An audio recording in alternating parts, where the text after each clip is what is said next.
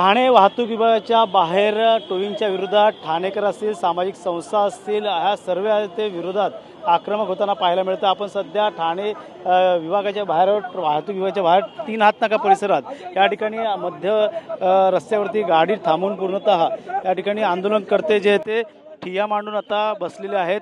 त्यांचं टोईंगच्या ज्या समस्या आहेत त्या संदर्भातलं त्यांचं आंदोलन आहे। अजय जयेजा जे आहेत ते जोडले गेलेले आहेत। अजयजी, टोईंग व्हॅन संदर्भात ठिय्या आंदोलन सुरू करण्यात आलेलं आहे, मात्र अशा प्रकारचं आंदोलन करताना सरकारला कुठे धारेवर धरतं नाही। आम्ही त्यांना जाब विचारण्यासाठी आलोय, त्यांनी कुठलाही उत्तर आम्हाला दिलेलं नाहीये आणि ते आम्हाला म्हणतात तुम्ही स्टंट करतायत। त्यांना सांगा ना, आम्ही इथेच आहे ना उत्तर द्यायला। आम्ही डॉक्युमेंट्स आणले त्यांचेच आहे, माहिती अधिकार त्यांच्याकडूनच काढलेले आहेत, ॲग्रीमेंट्स त्यांचेच आहेत। बेकायदेशीर ॲग्रीमेंट करतात, विदर्भाचं काहीतरी खोटं ते पसरवतात की असं झालं प्रोसेस। जे काय प्रश्न आम्ही विचारतो ते सोडून इतर प्रश्नावरती ते उत्तर देत आहेत। साहेब, CCTV जो आहे तो सरकार असेल या प्रायव्हेटला तो जातो, त्या संदर्भात तुमचं म्हणणं काय? हे बघा, पहिला तर हे थर्ड पार्टीला इन्व्हॉल्व करून ते आमच्याकडून त्यांचे डॉक्युमेंट्स, आपल्या गाडीचे डॉक्युमेंट्स चेक करतात आणि ते महसूल जे आहे, तुम्ही महसूलचं बोलतायत ना साहेब, हे माहिती अधिकार आम्ही काढलेलं आहे। नौपाडामध्ये ना 2 टोईंग व्हॅन आहे, बरोबर? तर एक टोईंग व्हॅन आहे ना ॲव्हरेज आहे ना फक्त दिवसात 4 गाडी उचलते असं महसूल दाखवतोय, फक्त 4। तुम्हाला माहिती आहे एका टायमाला 6 गाडी घेऊन जातात, पूर्ण दिवसात 45 गाडी, बरोबर? तर त्या पद्धतीने किती पैसे आले पाहिजेत? ते महसूल नाही, हे पैसे त्या पॉकेटमध्ये पोलिसांना जातं आणि त्याचबरोबर त्या अधिकारी लोक आणि ते कॉन्ट्रॅक्टरला जातं। हे आम्ही सिद्ध केलेलं आहे, त्यांनी हे चॅलेंज करावं। आणि हे बघा, 200 रुपये मिळतात, 4च गाडी उचलल्या ना दिवसात 800 रुपये। 800 रुपयामध्ये 6 पोरांना ते कामाला ठेवू शकता का एका दिवसात? शक्य आहे का? वर्षानुवर्ष ते लॉसमध्ये धंदा करणार आहे का? अरे करोडो रुपयाचा घोटाळा आहे। अरे आम्ही कितींदा त्यांना माहिती दिलेली आहे, पत्र दिलेले आहे। ॲग्रीमेंट चुकीच्या पद्धतीने केलेले आहे, पेपर नोटीस 2022चं लावलेले आहेत आणि नवीन ॲग्रीमेंट केलेले आहेत। कसं चालेल हे? काय वाटतं अशा प्रकारचं धारेवर जाणं कितपत योग्य आहे? ठाणेकर असतील, अनेक पक्ष या ठिकाणी तुम्ही एकवटलेले आहेत टोईंग व्हॅन। बघा सर, प्रामाणिकपणे आंदोलन सुरू आहे, अभ्यासपूर्ण आंदोलन सुरू आहे, कोर्टाच्या नियमाप्रमाणे, प्रशासनाच्या नियमाप्रमाणे आंदोलन सुरू आहे। गेल्या 5 वर्षापासून अजय जया आणि संगम डोंगरे हे आंदोलन पुढे ठेवलेलं आहे। आज ठाणे शहरामध्ये 6 महिने ट्रॅफिक हे टोईंग बंद आहे, कुठेही ट्रॅफिक जाम झाली नाही, कुठेही काही अत्यवस्था आली नाही, व्यवस्थित सुरळीत चालू आहे। स्टेशन सारख्या ठिकाणी चालू आहे, बाजारपेठेत चालू आहे। आणि असं असताना तुम्हाला टोईंग व्हॅनचा हट्ट का? आणि असली तर ती टोईंग व्हॅन तुम्ही इलिगली का आणता? आज हे आंदोलन सुरू असताना अजय जया सारख्या कार्यकर्त्याचं आंदोलन दडपण्याचा प्रयत्न इथं झाला, गुंड आणून त्यांना दाबून मारण्याचा प्रयत्न आला। म्हणून अखंड ठाणेकराला आव्हान जेव्हा दिल्यानंतर सर्व ठाणेकर इथं एकवटलेले आहेत आणि अजय जया सारख्या या कार्यकर्त्याच्या मागे पाठीशी आम्ही ठाणेकरांच्या वतीने खंबीरपणे उभे राहण्यासाठी ते आलेलो आहोत। ही टोईंग व्हॅन बंद करण्याच्या आंदोलनाला शिरसाट साहेब, DCP शिरसाट साहेब म्हणतायत की हा स्टंट आहे। अहो, कार्यकर्ते इथे रक्ताचा अंतापर्यंत लढा देत आहेत आणि तुम्ही राजकीय भाष्य करता। तुम्ही महत्वाच्या खुर्चीवर बसले असताना तुम्ही राजकीय भाष्य करू कशा शकता? आमचा आक्रोश आहे, आमचा या आक्रोशाला तुम्ही स्टंट बोलता। तुम्ही राजकीय लोकांची सेवा करायला, हमाल्या करायला तुम्हाला या खुर्च्या दिलेल्या आहेत का?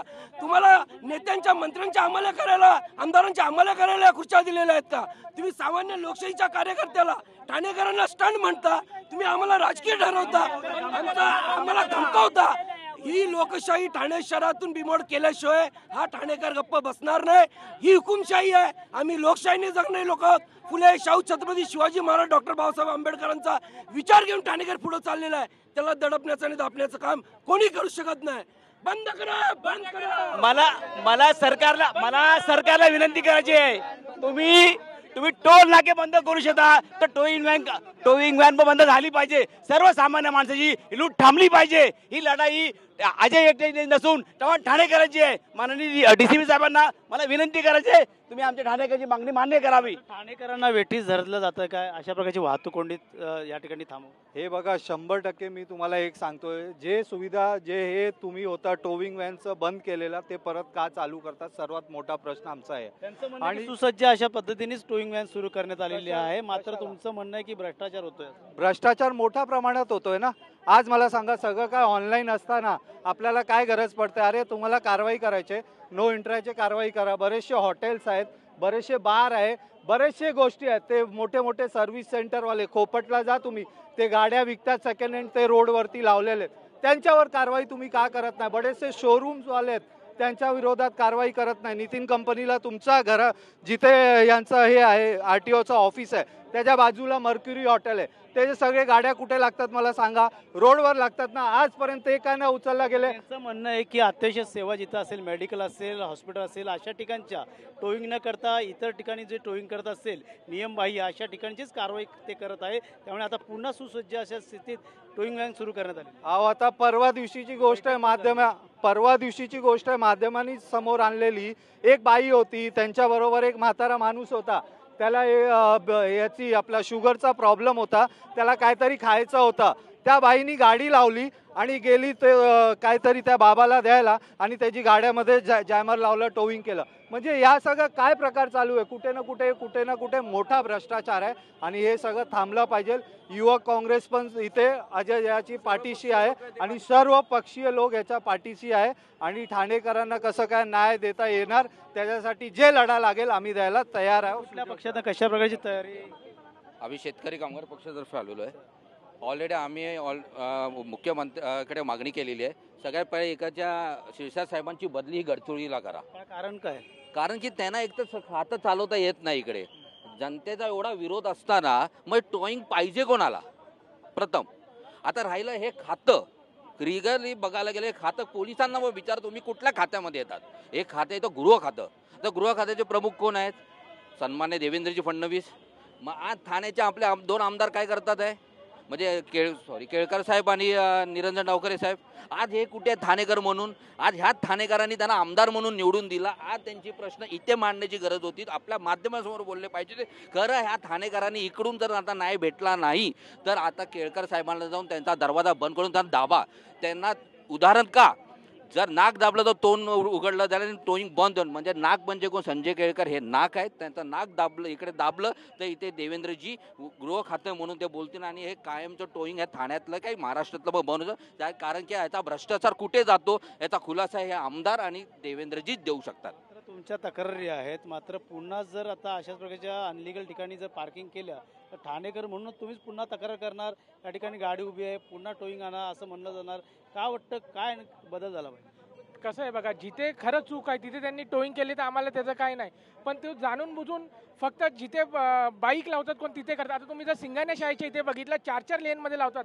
वारंवार त्यांच्याकडे केली का? त्याची तक्रार केली का तुम्ही त्या सिंगाणे संदर्भात? वारंवार आम्ही तक्रारी केलेल्या आहे त्याबद्दल. 4-4 लेन लागतात. तुम्ही जर सकाळी आणि दुपारी येऊन बघाल अक्षरशः अर्धा तास लागतो वर्तकनगरवरून कॅडबरीकडे जायला. वारंवार तक्रार का त्यांच्यावर कारवाई होत नाही? का ते मोठ्या घरचे आहे म्हणून? का ते रेमंडवरती कारवाई होत नाही? का ते बीजेपीचं ऑफिस बाजूला बांधले दिले म्हणून? जर यांच्यात जर हिंमत आहे तर त्यांनी करावं ना. त्या बीजेपीच्या तिथे कारवाई त्यांनी करून दाखवावी. तिथे मध्ये 4-4 हे लागतात.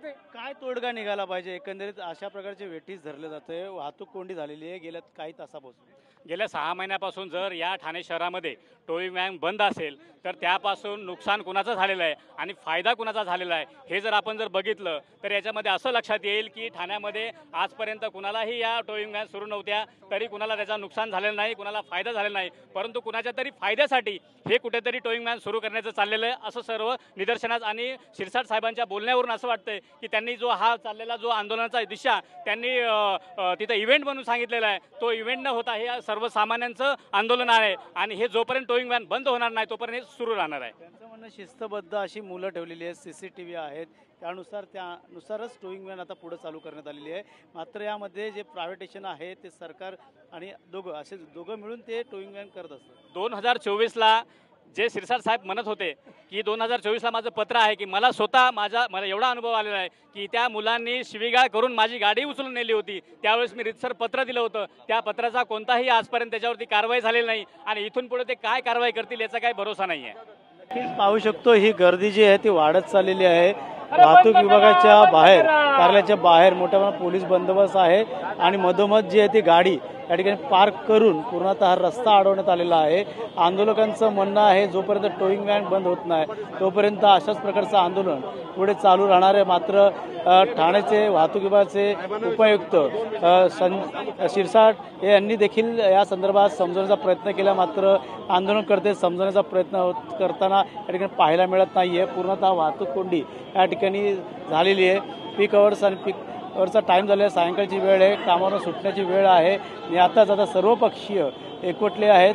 या अजय जय सामाजिक जो कार्यकर्ता आहे त्याच्यासोबत हे सर्वच ठाणेकर आता या रस्त्यावरती उतरले. त्यामुळे येणाऱ्या काळात वाहतूक विभागाकडनं ही टोईंग व्हॅन बंद केलं जाईल का हे देखील पाहणं गरजेचं राहणं, मात्र त्यामध्ये तोडगा काय निघतो हे देखील आता पाहणं गरजेचं राहणार आहे. कॅमेरा अजिंक्यसह गणेश सुरा, TV मराठी, ठाणे.